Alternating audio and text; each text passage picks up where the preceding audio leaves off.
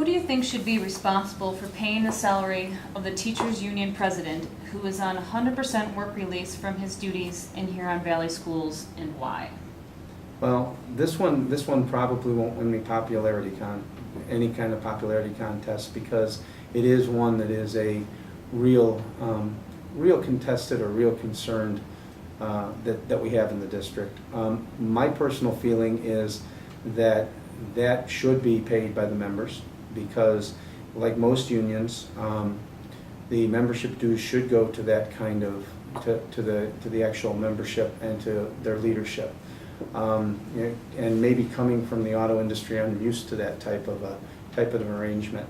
It used to be a nice to have thing where we could go through and do it for the district and provide that for the teachers and the Huron Valley Education Association.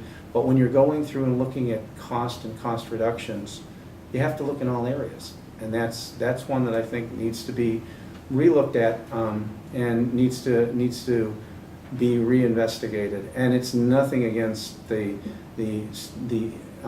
teachers union or the representation. It's just something that I think that needs to be self-sustaining. And also I think even from a membership perspective, going through and making sure that that person that is doing the negotiating and bargaining for you isn't paid by the people they're negotiating with.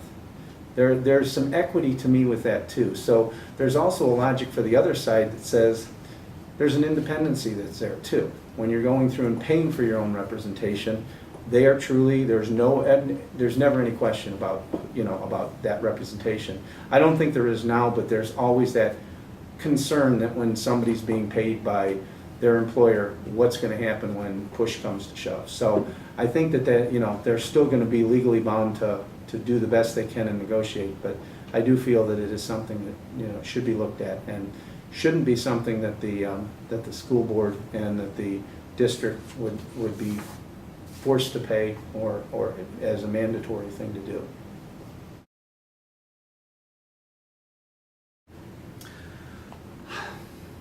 I believe the district should. Traditionally, the district presidents have always been paid by their districts. I know in the past, district presidents continued to teach when they were president. They weren't on work release up until that is a trend that's come about in the last 10 years. The reason I believe the district should continue to pay their salary is they still are a district employee.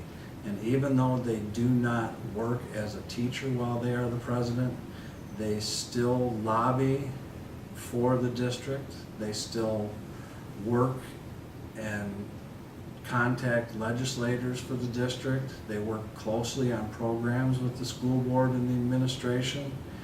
And the working relationship with the administrators and the school board and the other teachers is very important.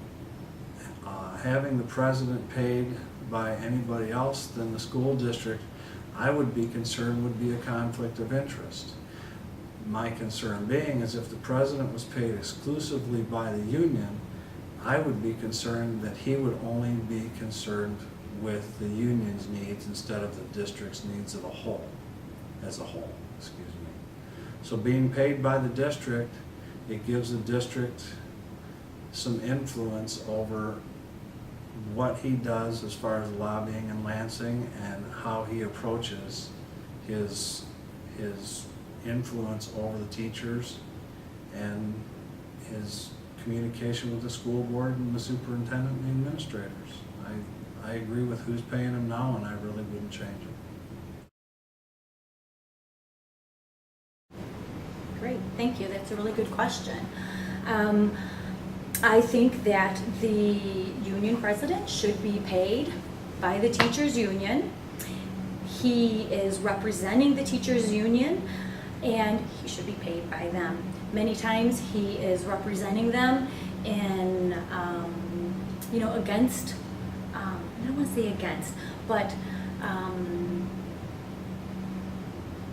yeah, he should be paid by the teachers union. Thank you very much.